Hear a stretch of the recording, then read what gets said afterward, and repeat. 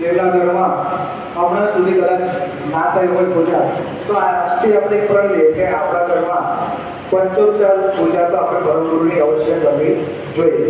પંચોપચાર પૂજાની અંદર સ્નાન, ચંદન, પુષ્પ, ધૂપદીપ અને નૈવેદ્ય એ 5 વસ્તુઓનો આપણે ઉપયોગ કરતા હોઈએ છીએ.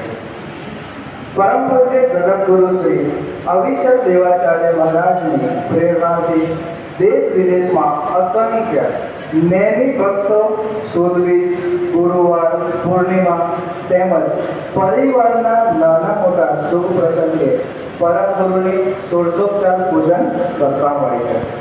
પરમ ગુરુનું ઉપચારપૂર્વક પૂજન કરવું કેટલું મહત્વ છે તે વિશે જાણવું હોય તો પરમ ગુરુ રચિત વિશ્વ બ્રહ્મ વિધ્વંસનિધિ ગ્રંથની શ્રી કૈવલ ઉવાચ એટલે અનંત બ્રહ્માંડાધીશ કૈવલ કરતા દિવ્ય પરમ ગુરુ પ્રત્યે કહે છે તે આપણે સાંભળીએ અને સમજીએ. પતે લગન કી કહો કરુણા કર, સુનિયો સમન સદેહી, અંતર કે ચક્ષુ અવિલોકના, ઉપરે નહીં કબેરી. કૈવલ કરતા સ્વયં દિવ્ય પરમ ગુરુને માધ્યમ બનાવીને કહે છે કે મારા પરમ પદને પહોંચી શકે તેવા પ્રકારની સેવા હું કરુણા કરીને કરું છું. તે તમે સર્વ શુદ્ધ મનથી શ્રવણ કરો. તે પ્રત્યે ઉપલબ્ધ દ્રષ્ટિથી કદાપી નહીં જોતા અંતઃચક્ષુથી અવિલોકન એટલે વિચાર કરવાનો છે. જે નિજ પરમાનંદમય કે સકળનાથ સર્વિત કે, જેનો સકલ કે જાન પરાપર, વેદો સર્વ કરી શકે.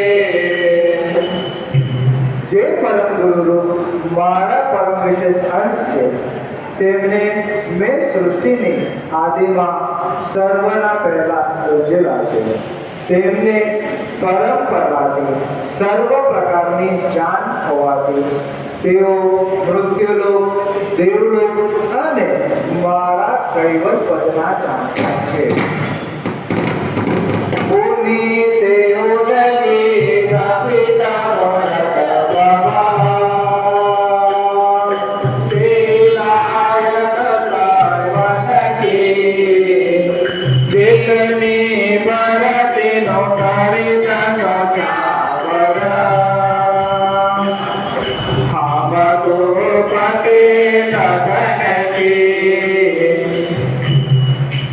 વળી જગતમાં તે પરમ વિશેષ અંશની મૂર્તિનું જે સ્થાપન કર્યું છે તે સ્વરૂપ સેવા કરવા યોગ્ય છે. તે પરમ વિશેષ પરમ અંશની મૂર્તિનો જેટલી સેવા ઉપાસના કરશો તે સર્વ ઉપાસના મને એટલે કે કૈવલ કરતાને પહોંચે છે.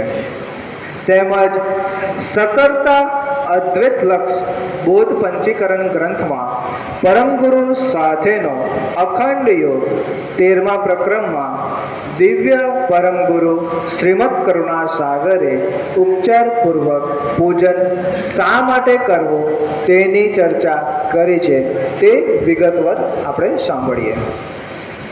દિવ્ય પરમ ગુરુના પંચમી અખંડ મુક્તિની વાતો શ્રવણ કરીને સર્વ સંતજન પ્રશ્ન કરે છે કે કહે છે, હે નિજનાથ પરમ ગુરુ, આપ જન્મને લીધે તો પ્રગટ લક્ષ દર્શાવ્યો છે, તે જ પ્રકારે અમોને જણાય છે, પણ આ પ્રકારે આ જન્મ વિશે ક્રિયા કરવાની શેષ બાકી રહી જાય તો કદાચ નિજ પર તરત આ જન્મે પામી શકીએ નહીં.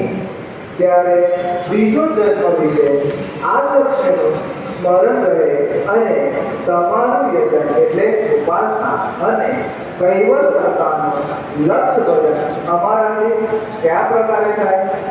કારણ કે અમે તો અલ્પી લક્ષ અને અલ્પ અને અંશ છીએ, એટલે ક્યાં જન્મ લેવો પડશે તે સહિત અમને કશી સૂઝ પડતી નથી.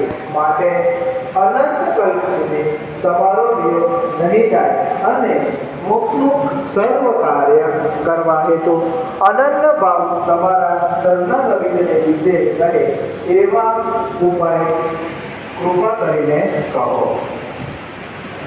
આ પ્રકારે શ્રોતાજનોનું વચન સાંભળીને પરમ ગુરુ અંતરમાં વિચાર કરી ભાવિ જન પ્રત્યે કહે છે કે હે શ્રોતાજનો, જન્મ જન્માંતરે કોઈ કાળે વિયોગ ન થાય એવો આદર જો ખરેખર કરતા હોય તો તે માર્ગ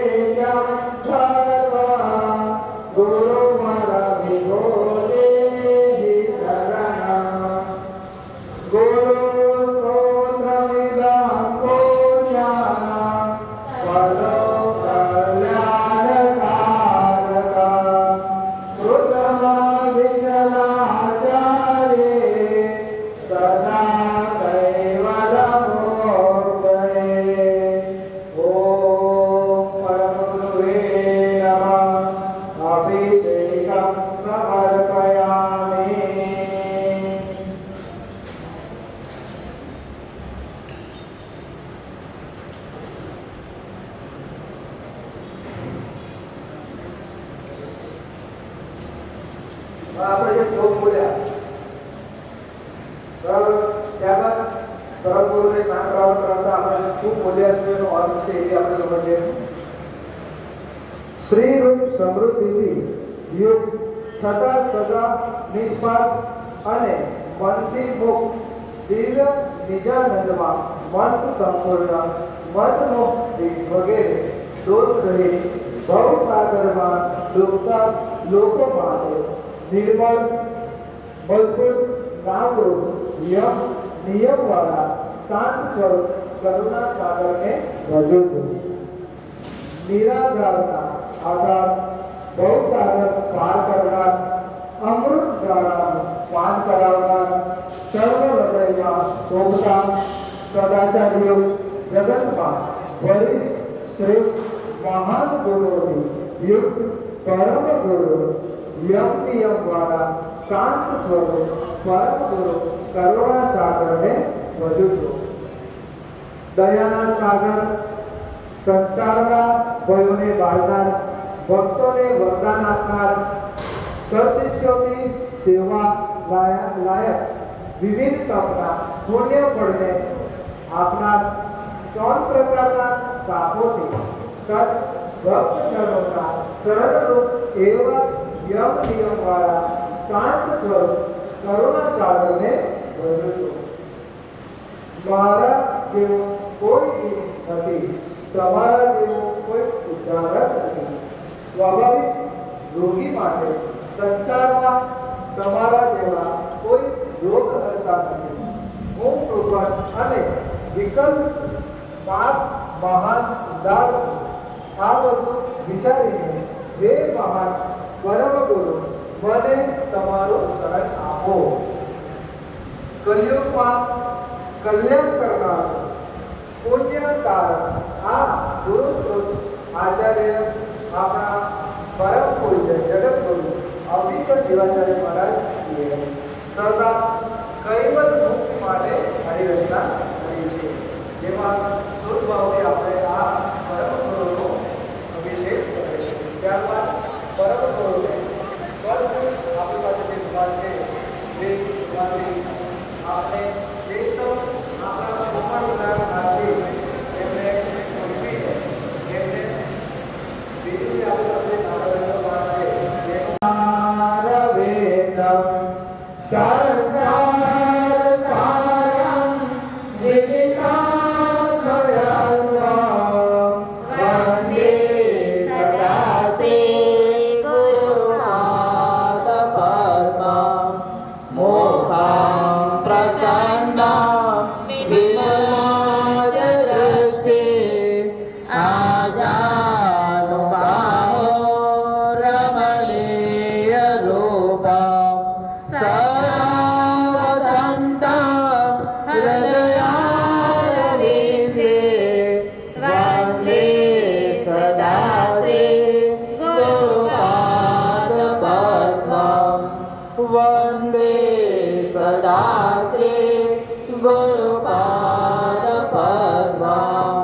પરમ ગુરુવે નમઃ. ધ્યાને ધ્યાનં સમર્પયામિ. આપણી પાસે જે થાળી છે એની અંદર પુષ્પ ચોખા અર્પણ કરી દઈશું.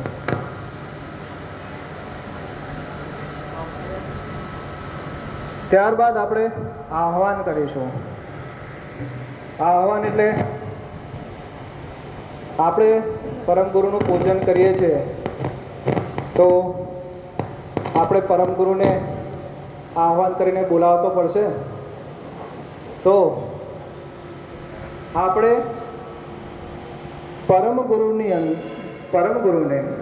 એક આપણી પાસે જે ડીશ છે, ડીશની અંદર પરમ ગુરુની પ્રતિમા એક આપણે નાગરવેલનું પાન જે આપ્યું છે એના પર આપણે પધરાવીશું. હલો.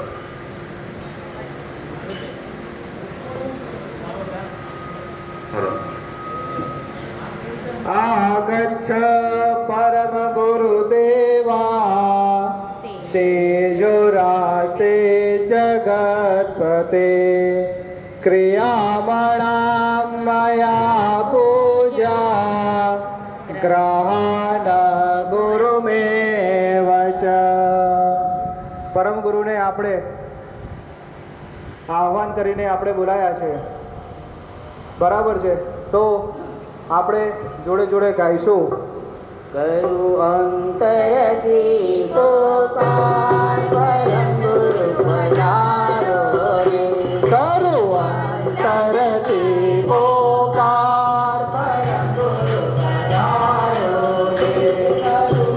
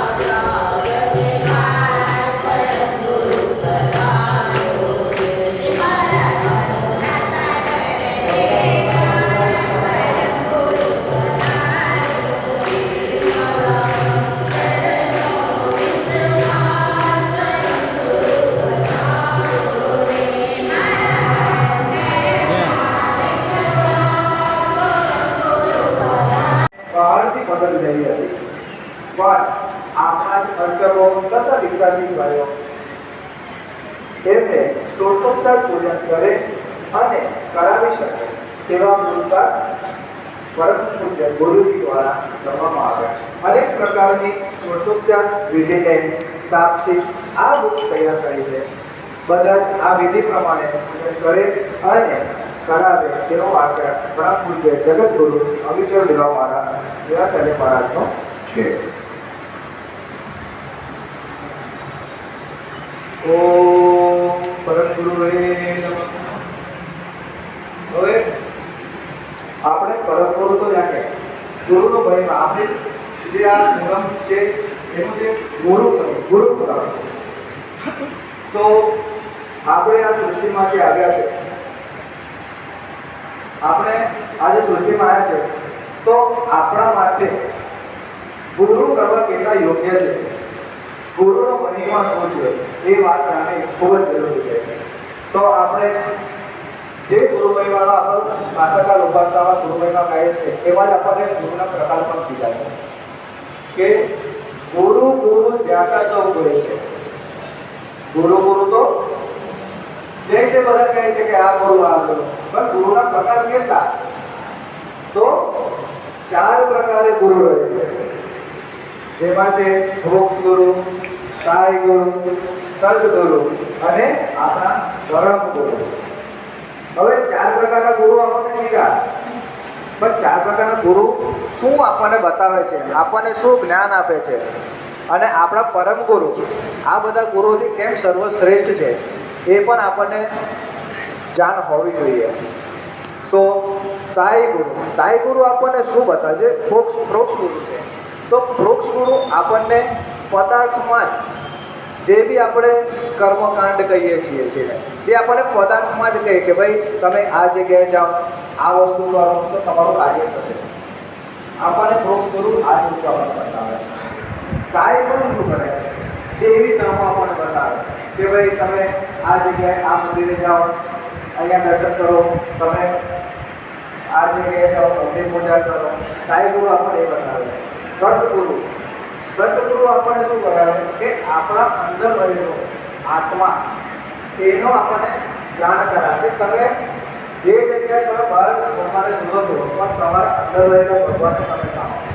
એ સદગુરુ આપણને આપણા શરીરમાં રહેલા જે અંશ છે એ આપણે જનરલ લેંગ્વેજમાં આપણે કહીએ છીએ કે જે આપણે આત્મા કહીએ છીએ એ અંશની ઓળખ કરાવે છે. અને પરમ ગુરુ જે કૈવત કરતા જે છે આપણા સૃષ્ટિના સર્જનહાર, જેમનું જ્ઞાન લઈને આવ્યા છે એ સૃષ્ટિના સર્જનહારને અને સમર્પણ ત્યાગ પ્રાપ્તિ અર્થે આજના શુભ દિને હું પરમ ગુરુ શ્રીમદ કરુણા સાગર